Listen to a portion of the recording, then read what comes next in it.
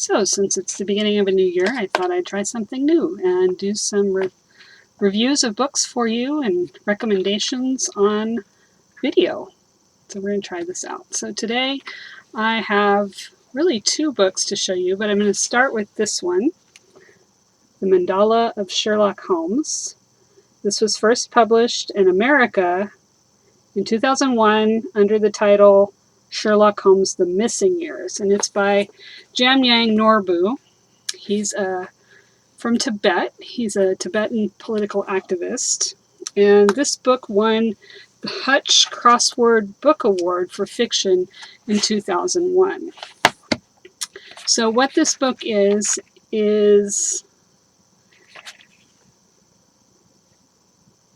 the story of Sherlock Holmes after he was killed off. So in 1891, Arthur Conan Doyle wrote the death of Sherlock Holmes, and he killed Sherlock Holmes off in a struggle with Professor Moriarty, and then 2 years later, Holmes mysteriously reappears in a story titled The Empty House, and he simply tells, well, there's my cat.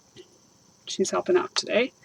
There we go. He simply tells Watson that he traveled for 2 years in Tibet, exploring as sort of undercover or under the name of Sigurdsson, a Norwegian explorer.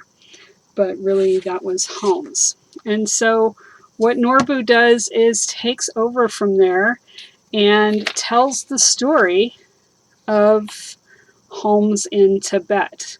And what happens here, well, I'm not going to tell you the whole story, but I'll just give you a little bit, is Holmes meets Hari Chunder Mukherjee. That is the spy and scholar from Rudyard Kipling's Kim. And so the two of them get together in this book, and they go to Tibet, and they meet the Dalai Lama, and do all the things you would expect to happen in Tibet, of course.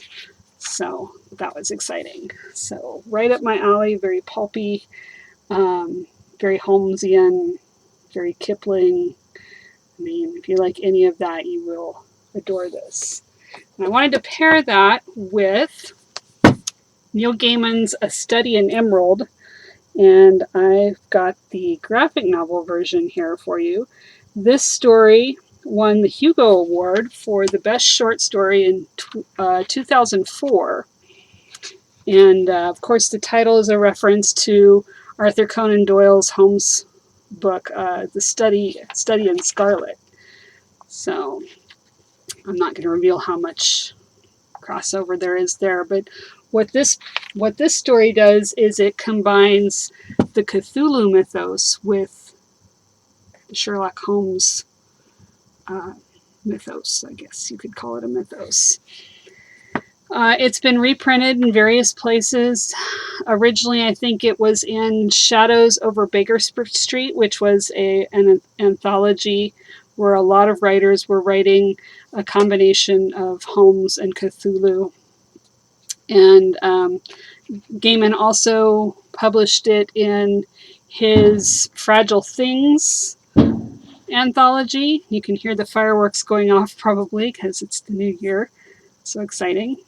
And it's also available online if you just Google it, Study in Emerald, right? You can find it on Gaiman's site, and it's done as a Victorian newspaper, complete with ads and all kinds of stuff. So I really recommend that. That's really cool. But this version is also cool. It's done by artists Raphael Albuquerque, Raphael Scavone, and Dave Stewart, as you can see. And it also has some really great art and some cool ads. This is from right at the beginning, so I'm not giving anything away, but look at that. Look at that. Very Holmes and Cthulhu all together there.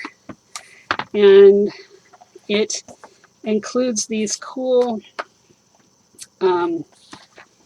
little Victorian ads too that are very, very much about the Gothic stories and reference a lot of Gothic stories from that era, like Dracula, and you saw the Dr. and Jekyll and Mr. Hyde one there, Frankenstein, and things like that. So there's a lot of that in there too. So 2 enjoyable books that I strongly recommend. Enjoy.